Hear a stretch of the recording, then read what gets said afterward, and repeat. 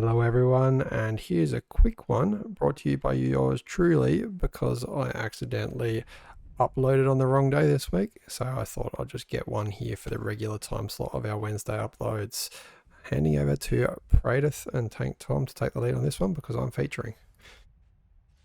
Welcome to Angel's Crossing, where Twig is going to cheese someone because that was the thing he decided to do that day.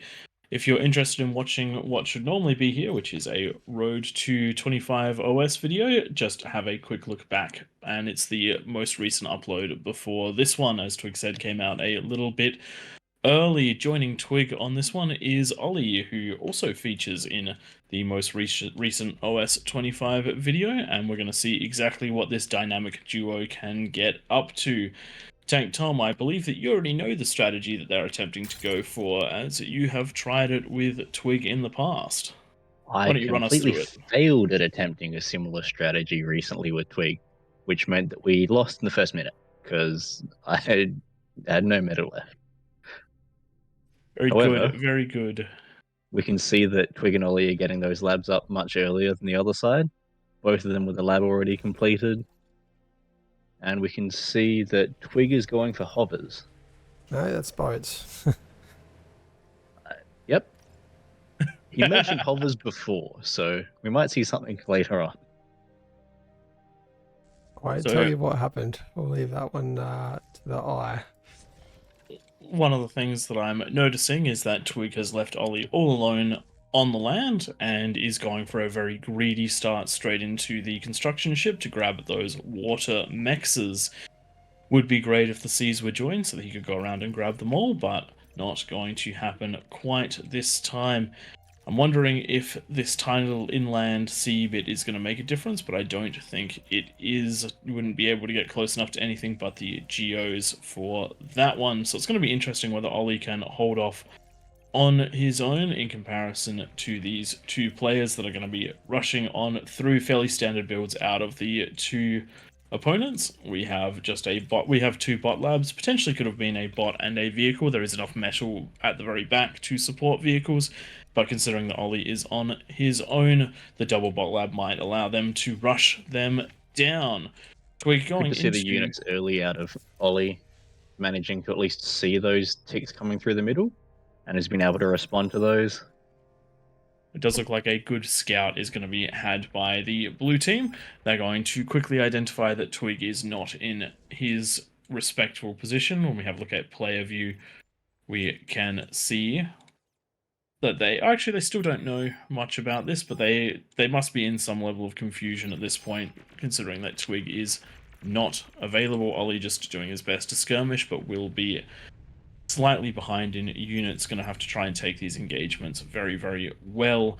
Interesting map, this one, because it does have the potential to play out very weirdly. Because of these S-shaped rocks around the side, you can do some pretty interesting pathing shenanigans. There's also a lot of opportunity for ocean shenanigans as well because of the pathways through the ocean. Does look like Ollie is getting invaded by a single tick, has mismicroed one of his pawns to clean it up, but that tick managed to walk away from the vulnerable mechs before it could be taken out and circle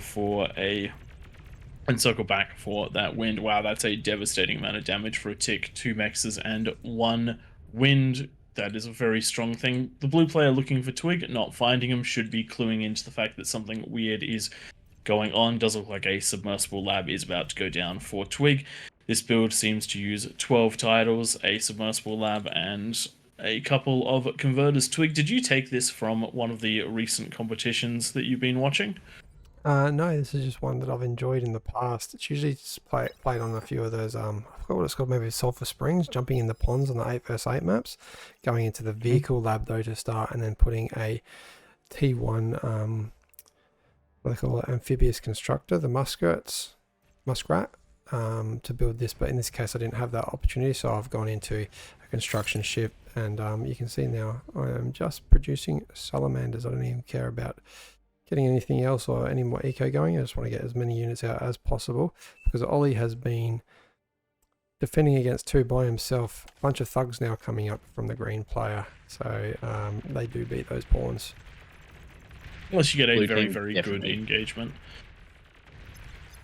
with the blue team definitely having the map advantage at this stage, pushing strongly to that halfway line and having all the mexes behind them. Yes, the medal income right now is about equal between the two teams, but it does look like blue is doing half decently with the reclaim here and there, jumping up to the 35 metal every now and then. That could actually just be some conversion, keeping them online. Both teams jumping up and down between those points. Twig, they did just investigate that little island part. They pinged quite a look to try and work out where he is, but at this stage they must have worked out that he is in the water. They still don't have any vision of it, but it must be fairly obvious at this point with that salamander coming out. Yeah, they would have got Finally the giving alert. Ollie some support. Would love to see a builder taking those 2.6s on land in that little V. They've scouted it already, and they probably won't look again for a little while. Ollie, great place for Ollie. Currently in the middle of all of that reclaim, should be able to make good use of that. Ollie, interestingly enough, not going for any expansion, leaving 10 mexes, actually 12 mexes, reasonably safe. So it looks like Twig and Ollie definitely going for a early win on this one. We'll see how that pays off as Twig's salamanders start marching into that middle ground area. Question is, what will end up happening? Will Ollie be able to survive his way through the land push, or will Twig gut the enemy bases before that happens? Ollie's doing a good job of establishing his front line here. I don't mind the couple of LLTs just to help hold those run bys. A lot of the units so far have been the relatively light T1 units, which those LLTs do a great job against. With these Rocketeers starting to come up, they'll become much less effective. But he's also got a massive units that he can respond. And now that he's pushed up this far, he's got a relatively small front to hold, rather than when he was slightly back towards his base. There was opportunities for run bys and those sorts of things. So I just want to point There out are still the plenty of eco. openings on this map. You can actually go all the way around the outside through the water and up through the S. You can go up through the hills. There's plenty of space to run past Ollie's midpoint defenses. But I think one of the most critical things to look at is, despite the blue team being up on metal production, they're also full in their metal banks, which means that that metal is not being spent currently. So even though we're going to see, even though it should be quite disadvantageous in the middle, we are going to see a fairer fight than it should be. If both of these players were able to spend all of their metal and push Just down the gonna middle, I miss think that they the, would annihilate land and have enough to defend. But throwing a com away in that back corner is a big problem that they're probably going to spell their downfall. Trying to fight in with Rocketeers, but unless those Rocketeers have radars, those Salamanders are going to fight quite effectively against them because they do outspeed. The key stat for this one that I'm looking at is the army values. Red's managed to have a larger army value the entire way through this so far. Killing that commander made a huge difference to the percentages there. But I think having the armies available for the fights is going to be more important than having the eco, particularly when you've got salamanders that are rolling through the back of the base, which is relatively undefended. Yes. I think the biggest thing that happened here, and one of the reasons that this strategy has worked out so well, is that the blue team was just never able to spend that metal. John, the green player, just not quite able to make use of the resources and having a very idle lab, and then falling before Twig does, making it into a 1v1, and then a surrender. The blue player did do the right thing in trying to push through and take on Ollie during all of that, but unfortunately not quite enough, considering that they weren't spending their metal either. yeah, Good little cheese out of Twig right there. An interesting way to play this map. You'd be very, very safe in that little corner, because if the other team does try to take you on for it, they're going to be late into the sea, and they're going to be behind in units. really Let's have a nicely quick look done. at the graphs for that one. The one that I really want to look at is the metal excess. Metal excess for the blue. Sorry, that was energy excess. Metal excess for the blue team, 2,000. Metal excess and energy excess, 73,000 for the green player, and 18k for the blue player. Going into that mass eco, but just unable to spend it. Great job from Twig and Ollie in this one. It was a game of revenge. These two did beat us in a game beforehand where the blue player just overwhelmed with pawns, and the green player went for an odd tactic of a bomber straight out of the gate and managed to take out all of my wind in its first pass, resetting my base with just one Cortex bomber.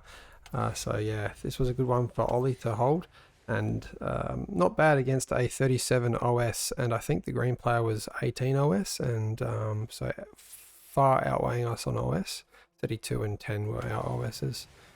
So Ollie definitely plays at closer to a 20 to 25 level from what I have seen, if not higher yet again. Still probably not quite the same experience in 8v8 as it is in 2v2. All right. I hope you enjoyed this little one that we've thrown in the middle to tide us over. If you did, please leave a like and subscribe. If you didn't, jump on down into those comments to let us know that we are lazy and terrible people for uploading the video on the wrong day in particular. Make sure to rag on Twig, who has been working a lot and has got a new baby, so he misclicked after a 70 to 80 hour work week for that scheduled time. Definitely deserves the death penalty for that one. Thanks, Thanks guys. for joining us, and we will catch you next time. See ya.